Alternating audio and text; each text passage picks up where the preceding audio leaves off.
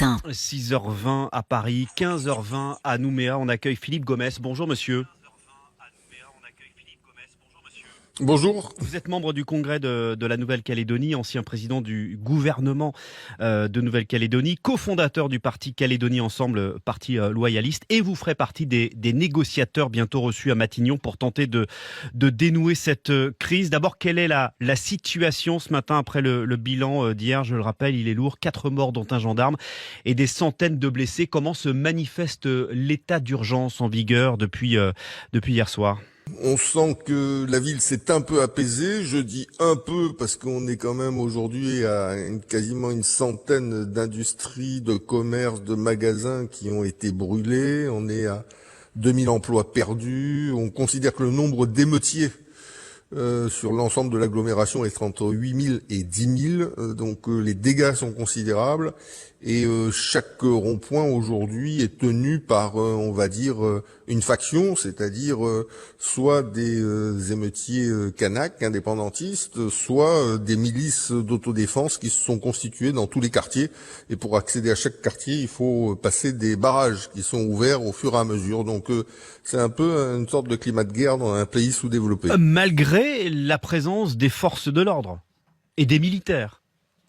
Oui, mais quand vous avez 8 à 10 000 émeutiers, même si vous avez en Nouvelle-Calédonie 2 à 3 000 policiers et gendarmes, c'est insuffisant. Alors certes, des renforts sont arrivés, les militaires sont également à l'œuvre, mais ils sont surtout affectés à la surveillance et à la sécurisation du port et des aéroports.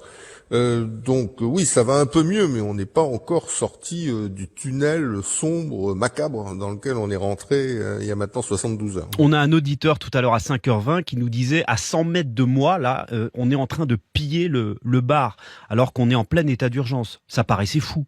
L'état d'urgence, c'est une mesure à caractère administratif qui donne des pouvoirs supplémentaires aux représentants de l'État. C'est bien. Pour autant, quand il y a 8000 à 10 000 émeutiers, ça fait beaucoup de monde, vous savez, 8 à 10 000 qui ont décidé de piller, de vandaliser, de brûler, de le caillasser, de violenter, d'agresser, etc., etc. Donc voilà, on est un peu mieux, on arrive à peu près à traverser certaines parties de la ville aujourd'hui. Philippe Gomès, dites-nous qui sont les émeutiers, qui sont ces personnes qui attaquent et qui cassent et qui tuent?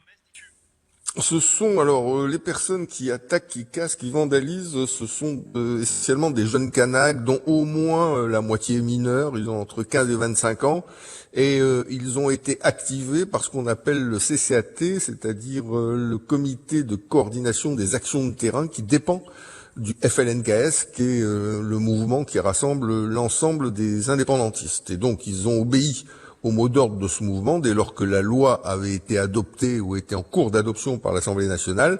Mais maintenant, on constate que malgré les appels au calme des autorités politiques, malgré les appels au calme du FLNKS, malgré les appels au calme des indépendantistes, les émeutiers, cette jeunesse kanak en déshérence dans la ville, continuent à vandaliser, à attaquer, à barrer, à caillasser. C'est-à-dire que en réalité, cette jeunesse kanak est en train d'échapper à son créateur et continue avec des actes qui sont des actes de voyoucratie, mais qui ont un mobile politique à l'origine qui est celui de la lutte contre la loi portant déjà du corps électoral.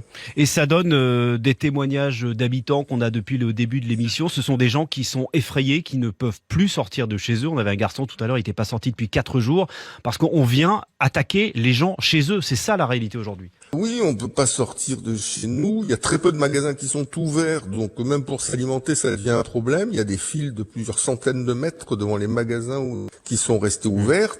Quant aux morts qui ont été, hélas, identifiés, il y a bien sûr un gendarme qui a perdu la vie, mais également 3 jeunes Kanaks qui ont été abattus par les milices d'autodéfense dans des conditions qui ne sont pas encore aujourd'hui déterminées. Donc la Nouvelle-Calédonie, chaque nuit, risque d'être endeuillée davantage. Pour finir, je rappelle que vous ferez partie des négociateurs qui seront bientôt reçus à Matignon pour essayer de dénouer cette crise. Vous pensez que ce sera possible là de dénouer ça depuis Paris ? Oui. Il y a 3 conditions à remplir pour dénouer cette crise qui nous ramène aux événements des années 80, ou qui avait connu pas moins de 80 morts pour notre pays et qui s'était fini par l'Acmé d'Ouvéa, 25 morts, 6 militaires et gendarmes et 19 militants indépendantistes. Et c'est enfin qu'on avait réussi à signer les accords de Matignon avec Michel Rocard, Jacques Lafleur et Jean-Marie Tjibaou. Donc si on veut arriver à renouer les fils d'un dialogue qui est aujourd'hui interrompu, il faut 3 choses. La première chose, c'est que le dossier calédonien soit traité à un niveau qui soit un niveau d'exigence et de temps consacré. C'est le niveau de la présidence de la République et du Premier ministre. Il faut plus qu'on reste au niveau du ministre de l'Intérieur. La deuxième chose, c'est de créer une mission du dialogue.